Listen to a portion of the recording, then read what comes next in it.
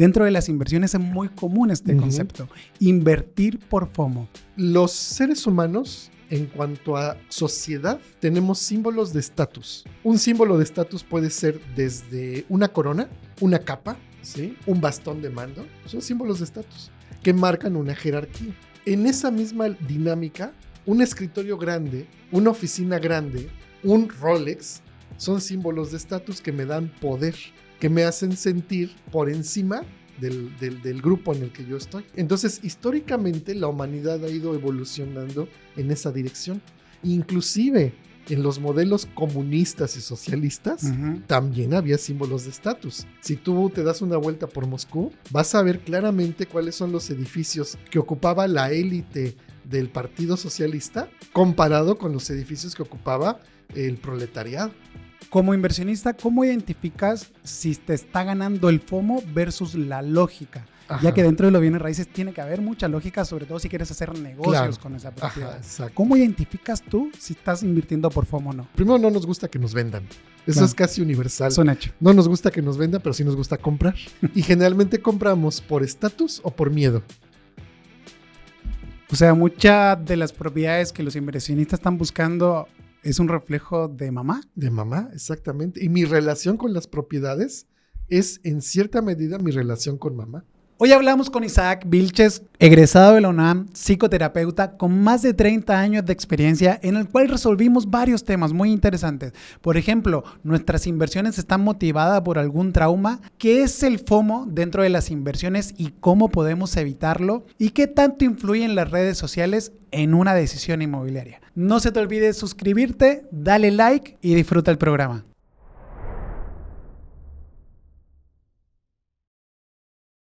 Digamos que ya empezamos. Bienvenido a Conciencia Inmobiliaria, Isaac. Muchas gracias por la invitación. Psicólogo, profesional. ¿Cuántos años de experiencia, Isaac? Ya 25 años. 25 años. Sí. ¿Y dando terapia? La mayor parte de mi experiencia profesional sí ha sido dando psicoterapia. Algunos años, más o menos una década, fue mayoritariamente recursos humanos. Desde capacitación, dirección de recursos humanos, estrategia. ¿Sí? ¿Hay diferencia entre un psicólogo que da terapia y otro que simplemente terminó la carrera de psicología? Sí, bastante. Porque al igual que el médico, el psicólogo que termina la carrera sería un psicólogo general, aunque el título solo diga licenciado en psicología. Pero lo que te da el know-how para dar psicoterapia es tu formación adicional en temas propiamente de psicodiagnóstico, técnicas de psicoterapia y la práctica clínica supervisada, que eso es fuera de la carrera.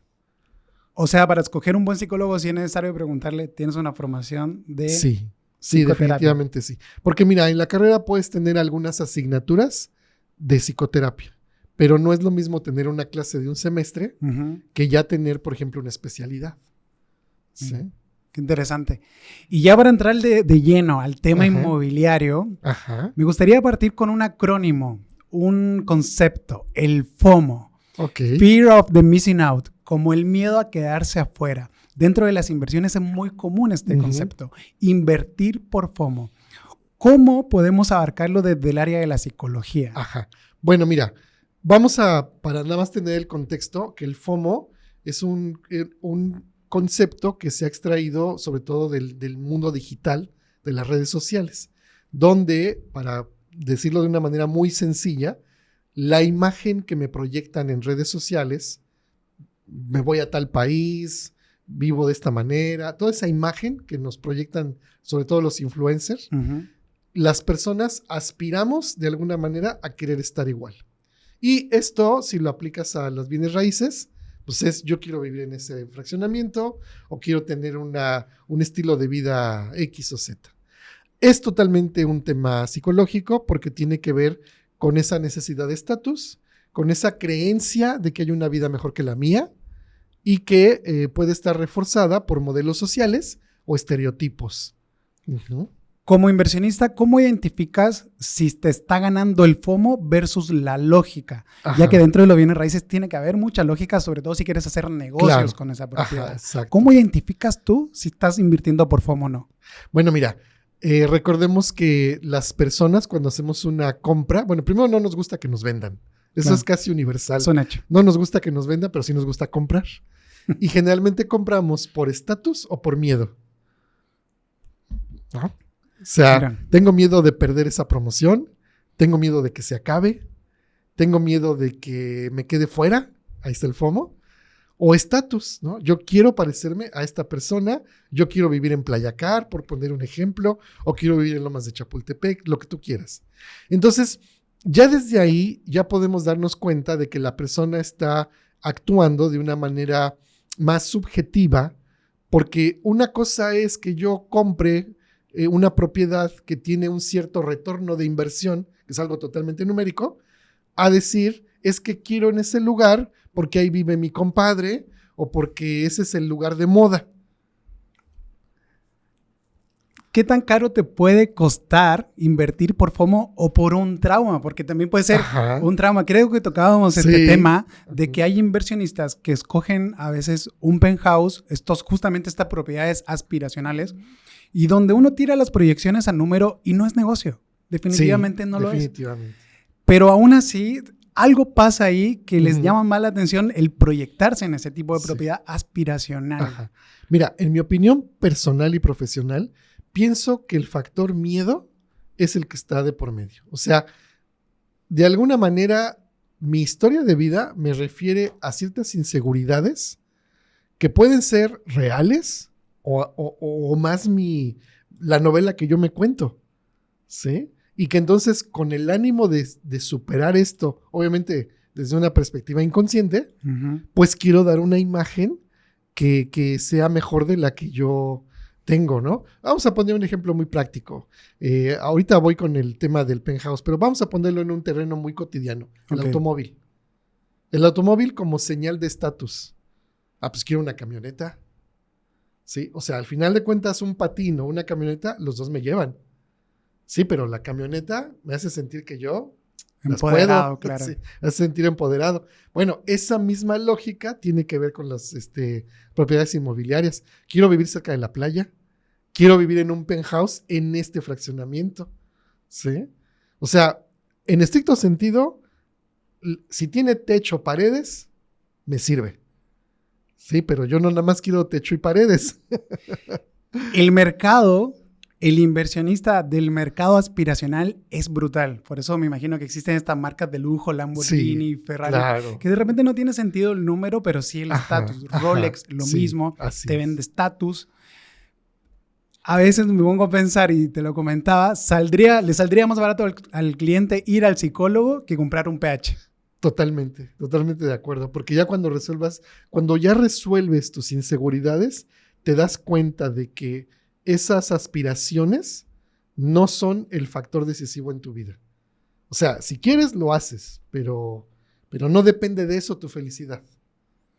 Conlleva un poquito el tema del ego, ¿cómo podríamos implementar el ego o conectarlo con ese tipo de propiedades Mira, aspiracionales? Tu pregunta es muy interesante y me voy a ir un poquito atrás en la historia, nada más para que todas las personas que nos siguen Ujú. tengan la película completa, muy rapidito. Los seres humanos, en cuanto a sociedad, tenemos símbolos de estatus, ¿sí? Un símbolo de estatus puede ser desde una corona, ¿no? Soy el rey, una capa, ¿sí? Un bastón de mando, son símbolos de estatus que marcan una jerarquía. En esa misma dinámica, un escritorio grande, una oficina grande, un Rolex, son símbolos de estatus que me dan poder, que me hacen sentir por encima del resto del grupo en el que yo estoy. ¿Sí? Entonces, históricamente, la humanidad ha ido evolucionando en esa dirección. Inclusive, en los modelos comunistas y socialistas, Ujú. también había símbolos de estatus. Si tú te das una vuelta por Moscú, vas a ver claramente cuáles son los edificios que ocupaba la élite del Partido Socialista comparado con los edificios que ocupaba el proletariado. ¿Sí? Mira. O sea, no son los mismos edificios. O, por ejemplo, en los países comunistas, que podríamos decir de manera simple, todo mundo come pescado esta semana. Sí, pero yo como arenque y mi vecino come trucha. No es igual. Claro. ¿Sí? Entonces, esto es lo que nos lleva, ya hablando del tema inmobiliario, a esta cuestión de la búsqueda de estatus como una señal de poder y de una pertenencia a un grupo élite dentro de la sociedad en la que yo vivo. Qué interesante. Sí, y es un tema de ego. Guau. Y volviendo a las bases de bienes raíces, de lo que realmente significa tener un hogar. Ajá. Porque creo que nos saltamos una parte que nos pasamos directamente al Ujú, estatus. ujú. Pero ¿qué ocurre antes? Cuando aún no tenemos un techo, aún no tenemos esta cueva que representaba antiguamente en el ser humano, tener una Ujú. cueva. ¿Qué representa hoy ese hogar? Bien, mira, vamos a verlo desde esta perspectiva. El hogar simbólicamente representa a nuestra madre. El primer hogar que tiene cualquier ser humano es el seno materno, donde somos gestados, donde hay esa protección que nos da la madre y que perdemos cuando nacemos. ¿Sí? Haya conciencia o no haya conciencia, el hecho es de que perdemos esa protección. Otra forma de entenderlo es que mientras vivo con mamá y papá, tengo aseguradas mis necesidades básicas hasta cierto punto y tengo ese sentido de protección. Mamá está ahí, mamá me va a cuidar. La mamá arropa, la mamá viste, la mamá protege, la mamá da amor. La mamá es la casa, es el fuego, es el hogar. Entonces, hombres y mujeres, de manera inconsciente, buscamos en el hogar, en la casa, poder, vamos a decir, poder regresar de manera simbólica a ese seno que nos dio mamá. ¿Sí? O sea, muchas de las propiedades que los inversionistas están buscando es un reflejo de mamá. De mamá, exactamente. Y mi relación con las propiedades es, en cierta medida, mi relación con mamá. ¿Y si no hubo relación con mamá? Ok, puede ser que no la hubo a nivel físico, palpable, porque mamá murió o porque me cuidó la abuela. Pero a nivel psicológico hay una relación con mamá. ¿Sí? La falta de mamá puede ser una relación con mamá. Por supuesto, te voy a poner un ejemplo. Las personas que crecieron en un orfanato, físicamente no conocieron a su mamá, pero hay mamás sustitutas, hay cuidadoras primarias, que puede ser la monja, puede ser otra mujer de mayor edad, qué sé yo. De todos modos, en nuestra imaginación existe el sentido de quién es mamá. Mi mamá me abandonó. Sí, ahí hay una relación con mamá, del abandono. Mi mamá no estuvo conmigo. También hay una forma de crear una imagen de mamá, como la mamá que me abandona. Entonces, no quiero que me abandonen, entonces ahora yo busco esas propiedades o esos símbolos que me aseguran tener esa protección que no tuve cuando era pequeño. Lo estoy sintetizando de la manera más simple y llana para que sea accesible a todas las personas. Claro. No, está súper interesante el tema. Ajá. ¿Y por qué ocurre dentro de la adultez el motivo de no tener hasta una casa, no me siento un adulto? Claro, porque otra vez en los símbolos que tenemos establecidos como sociedad, como civilización, el tener una propiedad asegura, primero, una supervivencia y, segundo lugar, asegura una protección. ¿Sí? Entonces, mi primera protección es el hogar donde yo crecí. Cuando ya crecí y me voy de ese hogar, necesito otro lugar donde vivir. Es como decir, es mi pase a la vida adulta. En algunas civilizaciones primitivas es el hombre que se construye su propia casa o se hace su propia choza. Claro. En unas sociedades más evolucionadas, pues es el que va y compra una casa. ¿Sí?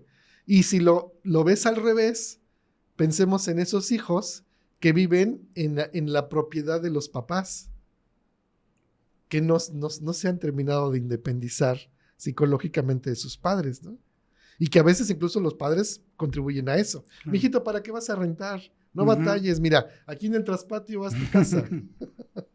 Entonces, papá y mamá nos siguen teniendo aquí, sí. Y uno como hijo, pues sigue queriendo estar ahí.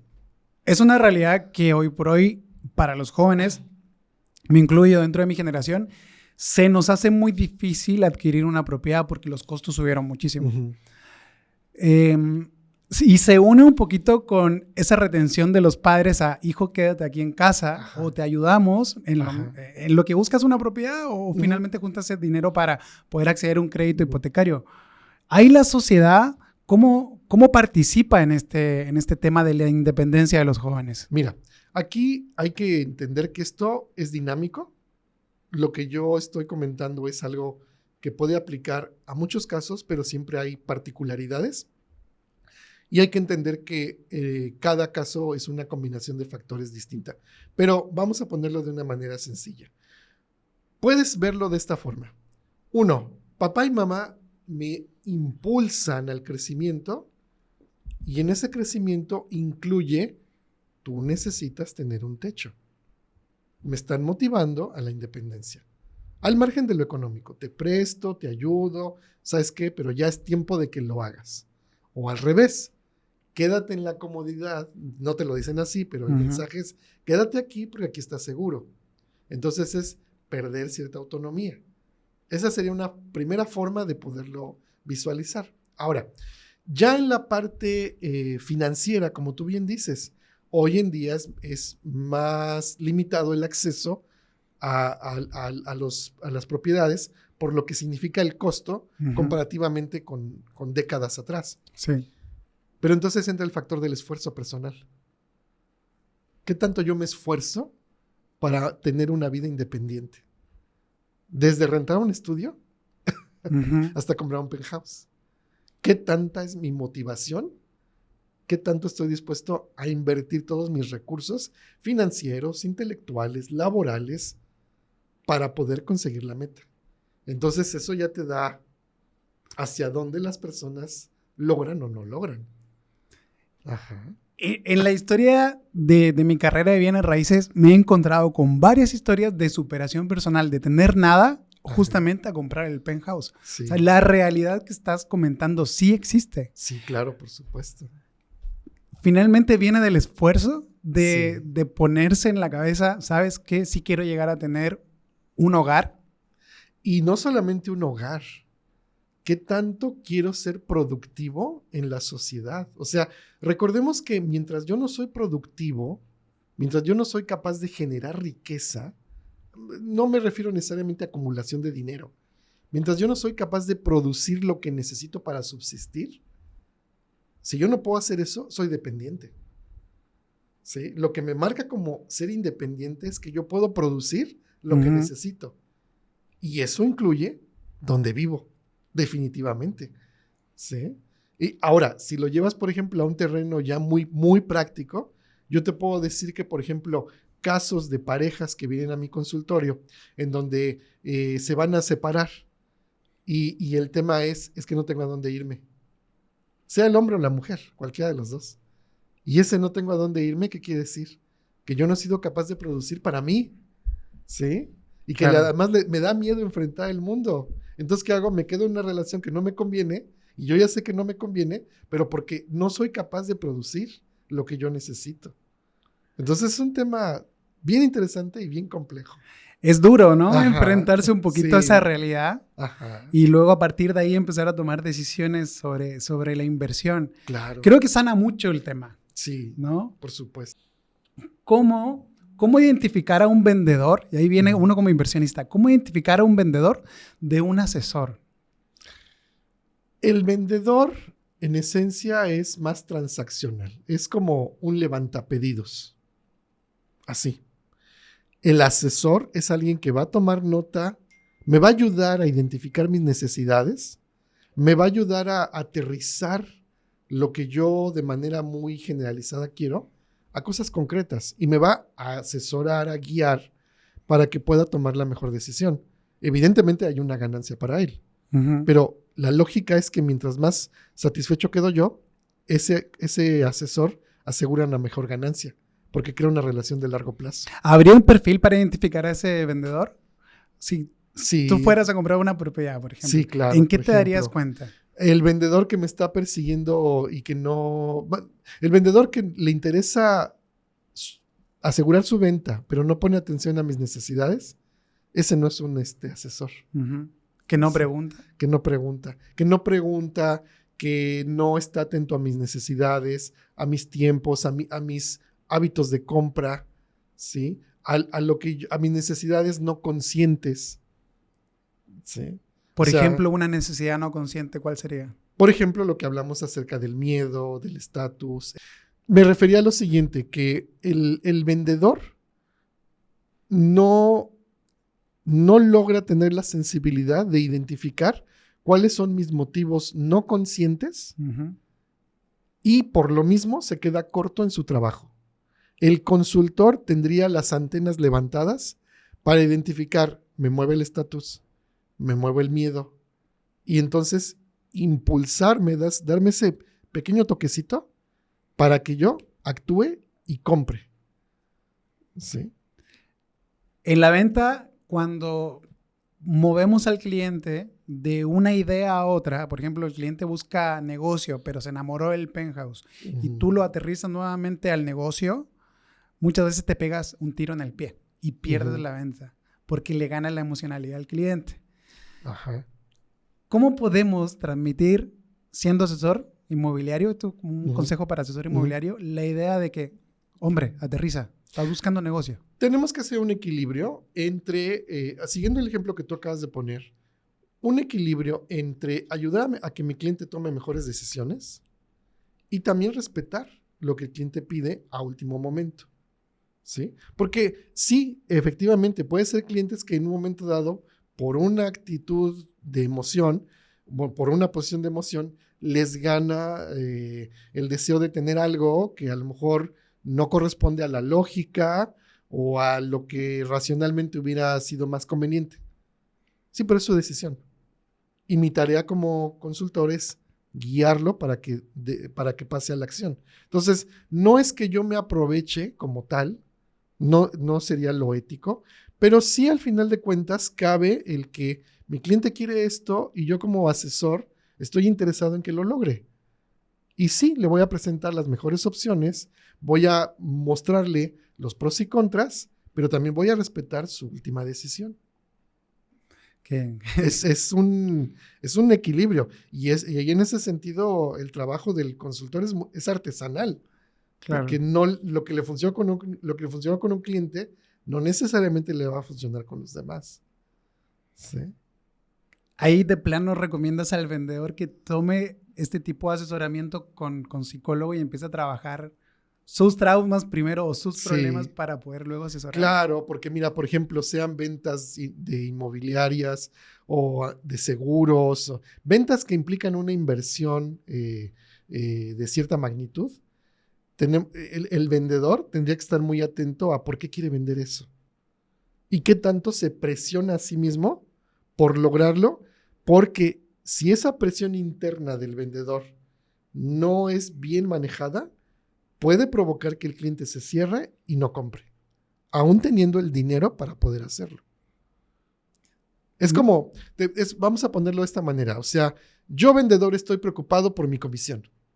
Claro. Y me trueno los dedos porque tengo que pagar mi renta y yo ya quiero que diga que sí, y si no compra, entonces pienso que es piojo, por decirlo de una manera. Si yo no soy capaz de dominar eso que es mío, se va a transmitir a mi cliente y mi cliente se va a cerrar. ¿Qué tan complicado puede ser para el vendedor o el asesor vender desde la carencia? Totalmente complicado. Ese vendedor va a vender, pero sería como el burro que tocó la flauta. ¿Por qué? Pues porque, o sea, vendió porque había que vender, pero no quiere decir que tenga el arte, el feeling para poder hacerlo. Dentro del rubro es muy común vender desde la carencia, porque muchas personas que entran en el negocio de bienes raíces entran por el dinero y no por el servicio. Cuando la realidad es puro servicio, somos intermediarios. Exacto. No hay un producto tangible, somos la intermediación entre un producto que hace un desarrollador y el cliente, que entró por una campaña a veces de manera indirecta. Bueno, y además también hay otro factor que nos ayuda a ver la diferencia entre un vendedor y un consultor o un asesor, que es la postventa. También. Sí, o sea, si yo hago una correcta manejo de asesoramiento, y yo miro hacia la postventa, voy a tener un cliente de largo plazo. Y eso significa que me recomienda que me compre otra propiedad, ¿sí? Qué importante. Exacto. Y La entonces postventa. yo puedo tener mayores y mejores ingresos. A diferencia de que, ya compró, ya, el que sigue. Sí, pero no hay postventa. Entonces ese cliente compró, después va a razonar y va a decir, no me gustó cómo me trató esta persona, no regreso, no lo recomiendo. Uh-huh. Muy buen indicador. Entonces, Sí. como inversionista sería preguntarle, ¿qué sucede después de que me vendes la propiedad o me Ajá, asesoras? claro. Y además hay otro elemento que también te puede servir. Si tú haces un buen trabajo enfocado a la postventa, tu esfuerzo para la siguiente venta es menor. Porque el cliente que te busca por recomendación ya hizo el 50% de la chamba. Wow. O sea, ya viene con una intención clara de que va a comprar contigo. Es escalable, definitivamente. Sí, totalmente. Entonces, tu esfuerzo es mucho menor. ¿Y cómo tolerar un poquito la frustración? Detrás del asesor, tiene que lidiar siempre con el no. Primero, vamos a atacar de dos ángulos este tema, porque es muy interesante. Okay. Primero, la capacidad de recibir no, de miedo al rechazo. Como asesor inmobiliario, ¿cómo podemos combatir ese miedo al rechazo? Bueno, de manera intelectual, entender que en las ventas son estadísticas y que por cada número de nos va a haber un sí. Y que hay ciclos de venta, hay una temporalidad, hay una serie de factores que son mucho matemáticas y razonamiento, entendimiento del mercado. Entonces, si yo tengo esas bases, puedo sentirme un poco más tranquilo al momento de vender porque ya sé que si sigo esas reglas, lo voy a lograr. Esa sería como una parte. La otra parte es trabajar mis inseguridades, que eso es lo que pocos vendedores hacen, pero sería lo más deseable. ¿Cómo sería trabajar en las inseguridades? Bueno, pues por ejemplo, me da miedo insistir o me da miedo una llamada en frío, pues necesito asesoramiento para superar ese miedo. ¿Sí? Necesito desarrollar más habilidades sociales para que sea más fácil interactuar con las personas. A lo mejor hay vendedores que necesitan desde aprender a sonreír, parece una cosa muy simple, pero sí, necesitan aprender a sonreír. Hay vendedores que su tope, o sea, ya no logran avanzar, es porque tienen ciertos prejuicios con respecto a ciertas clases sociales. Entonces, no se atreven a acercarse a ciertos grupos sociales porque sienten que algún prejuicio con respecto a esa gente. Porque sienten que no pertenecen a ese círculo. Que no pertenecen, que sienten envidia, sienten recelo y entonces tampoco avanzan. Una vez que desbloqueas eso, ya puedes, digamos, integrarte a esos círculos y poder venderle. Sí. ¿Te aceptan? ¿Te aceptan aunque no pertenezcas? Sí, si sabes cuáles son los botones que hay que apretar, sí. Por supuesto que sí. ¿Botones te refieres a emocionalidad, timing en la conversación? Exacto, o sea, por ejemplo, si yo entiendo cuál es el estilo de compra de ciertos grupos, cuáles son sus hábitos, primero, si lo estudio, y segundo, me queda claro cuáles son las habilidades sociales que yo requiero para incorporar a esto y lo practico, es más fácil que yo pueda interactuar con esos grupos y lograr el objetivo, a diferencia de si yo estoy cerrado. ¿Sí? Entonces, acuérdate que en las ventas hay el esfuerzo principal es en la planeación, que incluye desde prospectar, desde muchas cosas. Y la otra parte es hacer mi cierre. Pero cuando ya hice toda la labor previa, el cierre es mucho más sencillo. Qué interesante. Y la segunda parte que quería desglosar de la venta, una es la tolerancia al no y la segunda es la frustración cuando las cosas no van saliendo bien. Hoy vivimos una época de incertidumbre inmobiliaria. Se le llama depresión. Justamente la tengo ahí. Se le llama la curva del ciclo inmobiliario. Hoy estamos en la parte que está bajando, en una depresión inmobiliaria y hay mucha frustración detrás de los asesores inmobiliarios. ¿Cómo podrían estar mejor? ¿Qué consejo le daríamos a esos asesores? Bueno, entender y tener presente que existen ciclos en la venta. Cuando un mercado ya se saturó, lo natural es que va a haber un declive en la demanda, por ejemplo. Entonces, primero hay que entender esas razones económicas y no paniquearse frente a ellas. Segundo lugar, hacer una alguna más fina de lo que nos dice el mercado para poder identificar dónde están las oportunidades. Tal vez en algunas zonas de auge, pues sí puedo vender cierto tipo de propiedades de cierto valor, pero por ejemplo en mercados que ya van de bajada, por así decirlo, entonces tal vez tengo que pensar en otro tipo de productos inmobiliarios. Entonces, conforme yo vaya abriéndome a diferentes productos inmobiliarios, vaya explorando cómo se va comportando el mercado, tengo más elementos para poder asegurar que mi venta se logre y por lo tanto me sienta menos inseguro. Qué importante lo que acabas de decir. Sí puedo decir lo que lo vivimos en la agencia. El 2024 fue muy malo para el mercado en general, pero más para el área turística. Uh-huh. Nosotros volteamos un poquito, cambiamos el producto a un producto residencial y nos fue bien. Exacto. Identificar el producto y dependiendo del momento en el que estamos. Sí. Aquí podemos aplicar esa máxima de que no puedo cambiar lo que no conozco.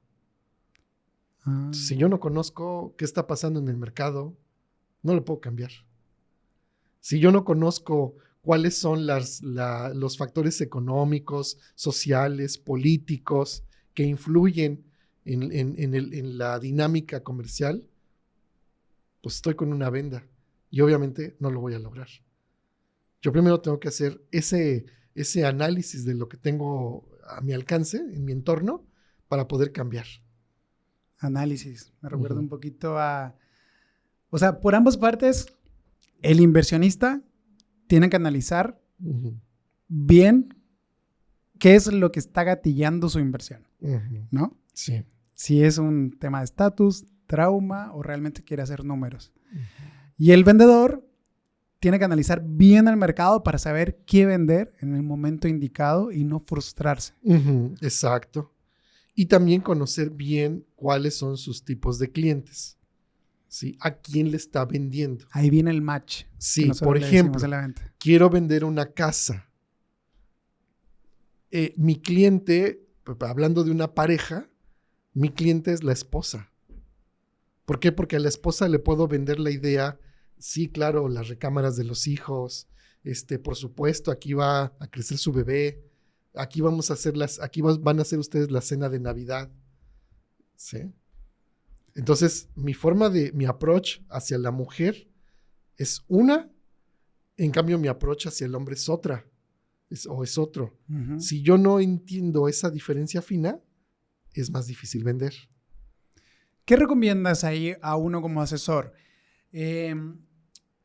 ¿Intentar de cambiar mi forma de ser para poder yo adaptarme a ese cliente o buscar a un cliente que tenga la esencia que yo tengo? Más bien tendría yo que desarrollar más mis habilidades, ¿sí? O sea, buscar el cliente que se adapte a mí, pues es como decir, yo me dedico a vender pizza hawaiana, solo vendo eso y solamente busco gente que le guste la pizza hawaiana. Y el mercado incluye todas las posibilidades de pizzas. Entonces yo solito me estoy reduciendo a un mercado muy pequeño, por lo tanto mis ventas van a ser minúsculas. Si yo soy capaz de producir pizza para el gusto de todo el mundo, tengo aseguradas mejores ventas. Qué interesante. Me recuerda un poquito, tomé un curso de desarrollo inmobiliario y el marquetero que era Julio, se llama, no recuerdo bien su nombre, Julio Neairo, creo, que le dice a todo el mundo astronauta. Y él nos comentó, estábamos en un círculo de personas y él nos comentó que él nos vendió a nosotros durante 2 años ese curso mediante cursos gratuitos, pero el perfil nuestro éramos personas, empresarios que crearon su empresa o su negocio desde la nada, desde cero. Entonces ahí hizo match con nuestra historia, su historia con nuestra historia y pudimos lograr comprar ese curso. O sea, trabajó en nuestra historia tocando esos puntos de dolor para poder vendernos el producto. Digamos que él sí buscó un poquito adaptarse a nosotros y fuimos 900 alumnos. Claro. Es que cuando tú entiendes que la venta es una relación emocional con un cliente, es cuando cambia totalmente el panorama, ¿sí? Porque, ¿por qué te digo esto? Porque una venta es una interacción humana que no se reduce nada más a yo tengo un producto y tú tienes una necesidad.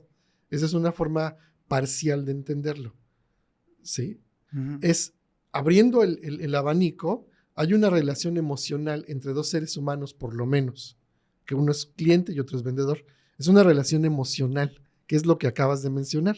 O sea, él tocó las fibras sentimentales de ustedes Ujú. para crear una conexión emocional que facilitara la compra. Cuando nos explicó eso, mi cabeza hizo, Así es, ahora entiendo exactamente. todo. Así es, exacto. Entonces, un buen vendedor, hablando en términos genéricos, un buen vendedor tendría que ser hábil para conectar emocionalmente con cada cliente, Ujú. entendiendo que cada cliente es diferente, y a partir de esa conexión emocional, provocar que el cliente pase a la acción. Y el cliente, ¿cuál sería el trabajo del cliente para no cometer errores de una mala inversión, por ejemplo? Bueno, hay clientes que están más familiarizados con temas de inversión y su venta es más racional. Y lo opuesto también existe. Independientemente de que estén familiarizados con temas financieros, lo cierto es que al final de cuentas va a haber factores como por ejemplo la moda, los gustos personales, los deseos, lo que hemos estado mencionando durante esta conversación. Entonces, eh, sería muy difícil encontrar un cliente que su compra sea únicamente por un factor. En realidad es Ujú. por la combinación de todos los factores. Es un rompecabezas que el vendedor tiene que ser capaz de armarlo. Uh-huh. Dentro de tu carrera, de tus consultas terapéuticas, ¿has notado un cambio generacional entre los jóvenes y los adultos en la manera de pensar en las inversiones? Sí, sí, fíjate que sí, porque si nos vamos, por ejemplo, a generaciones de quizás 40 hacia arriba, las decisiones están basadas en un estilo de compra, un estilo de entendimiento del mercado muy diferente al que ocurre con generaciones de 40 hacia abajo, por poner un dato, ¿sí? Y en ese orden, por ejemplo, el miedo a quedarse fuera, Ujú. regresamos al punto inicial de la charla, el miedo a quedarse fuera está más presente en las generaciones más jóvenes por todo el influjo de las redes sociales, a diferencia de los que tienen mayor edad. O sea, sí puedes encontrar personas de 50 años que les preocupa quedarse afuera, pero también que digan, ¿sabes qué? Espérame, yo ahorita no pasa nada si no compro ahí. ¿Las redes cumplen ahí una función Sí, fundamental? sí, totalmente, porque las redes sociales te están vendiendo una imagen que a través de los contenidos te venden una imagen a la cual tú quieres aspirar. ¿Sí? O sea, tú ves un reel donde, no, pues yo vivo en Canadá y aquí me dan techo y además vivo en un camper y me puedo mover a donde yo quiera. ¿Sí? ¿Has visto ese tipo de Sí, contenidos? claro. Pues cualquier cantidad de jóvenes dicen yo quiero vivir así. ¿Y eso qué implica? Pues que no van a estar pensando en comprar una casa. Lo que no les dice ese contenido es que cuando tengan 60 años ya los quiero vivir en un camper. Claro. O una casa gigante, lo difícil que es llegar a tener una casa de 15 Ajá, millones de pesos. exactamente, sí, Trabajar esos 15 millones de pesos. exactamente, Es sí, lo que no les es dicen. lo que no les dicen. Entonces, pero claro, te vas por la inmediatez de decir, claro, yo quiero vivir ahora como hay gente que vive en estos hoteles que les llaman que pones tu fuerza de trabajo y te dan Ujú. la vivienda. Ahorita se me fue el nombre. Seguramente los haces Hostales. como tipo hostales. Y que entonces la fantasía, vete a recorrer el mundo, Claro. ¿no? Sí, perfecto. Pero cuando tengas 45, cuando tengas 50, cuando tengas un hijo, cuando te incapacites, ¿qué vas a hacer? Sí, hay una Ajá. corriente muy fuerte del no compres vivienda, renta porque es más negocio. Ajá. Yo estoy absolutamente en contra de eso. Creo que no hay nada mejor que tener un techo para cuando pasa la tormenta. Lo oí de otro empresario, me hizo mucho sentido. ¿Y cuál es tu opinión como profesional de la psicología respecto a no compres, mejor renta porque es más negocio? Pienso que es una forma de que ciertos sectores se beneficien de los prejuicios y las creencias de otros sectores económicos. A ver, vamos a traducirlo en cosas muy concretas. Sí, sí. A ver, Directo. yo soy un inversionista que me dedico a bienes raíces porque yo construyo casas, hago desarrollos, etcétera. Yo necesito que todo eso que estoy construyendo se venda para generar riqueza para mí. Ya me enteré que la gente cree que renta conviene más que comprar. Pues entonces lo que yo les voy a decir es, mira, compra mis casas, réntalas a través de X modelo de negocio y te vas a hacer rico. Claro. ¿Sí? No es cierto, no te vas a hacer rico. Me voy a hacer rico yo porque me la compraste. O sea, están creando un marketing maquiavélico. Sí, claro, por supuesto. Sí. Para poder venderte. Exacto. Esa idea, que sí. es un sesgo muy poderoso, porque si lo repite una y otra persona, se transforma casi en una realidad. Claro, porque de repente te en dicen una verdad. te dicen que, por ejemplo, en una playa, en un destino turístico, oye, pues cómprate estos departamentos porque los vas a poder rentar y vas a obtener un retorno de inversión, bla, bla, bla. Suena bien, pero lo que no te dicen es que cuando todos esos departamentos se vendan y toda esa gente ponga en renta sus departamentos, ya te quiero preguntar a cómo va a quedar la renta. Claro. ¿No? La Eso competencia. es lo que no te lo dicen. No. Pero mientras tanto, el desarrollador, ¿qué crees? Ya sonó la caja registradora. Claro. Ya vendió.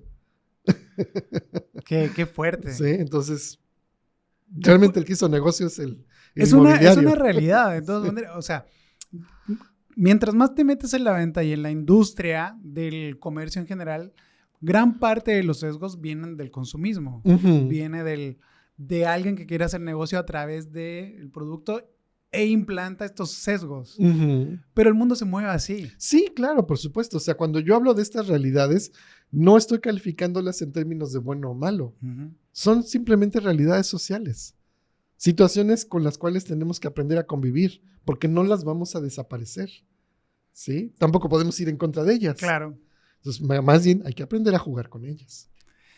Justamente de esto quería tratar este capítulo, de pasar un poquito de la venta emocional a una venta lógica, para que los resultados sean buenos, porque tengo clientes que me están ofreciendo sus propiedades a la venta, bueno, a nuestro equipo de venta, a nuestra agencia, porque tuvieron malos resultados, porque el asesor anterior se fue por el lado emocional, y luego yo veo los números, reviso sus números y digo, es que no hiciste tu tarea como inversionista al haber hecho una tabla comparativa a la venta lógica.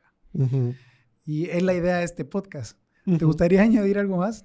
Estuvo muy interesante el tema. Ya nada más para concluir, decirles que hablando de tema de ventas, es un tema muy amplio, muy interesante, que vale la pena estudiar y que no te quedes, si eres vendedor, no te quedes nada más al nivel de decir, vendí bien. O sea, estudia todo lo que hemos mencionado, que aquí ha sido mencionado a vuelo de pájaro. Y la otra parte es también que cuando recibes un cliente, es importante escuchar cómo llegó contigo. Como dices, ahora llegó frustrado porque las anteriores compras no fueron lo que le habían planteado. Entonces, si yo soy sensible a eso y soy capaz de ofrecerle algo que provoque que confíe más en mí y que conmigo se sienta más seguro, muy probablemente me va a comprar. Y si además de eso me aseguro que lo que le venda realmente le dé retorno de inversión financiero o emocional también, ese cliente me va a recomendar. Entonces yo ya voy a tener ahí una postventa, voy a tener un círculo virtuoso con ese cliente y con otros. Qué fregón. Sí, así es. Isaac, ¿dónde te seguimos? Interesantísimo el tema, la verdad, da hasta para hablar más.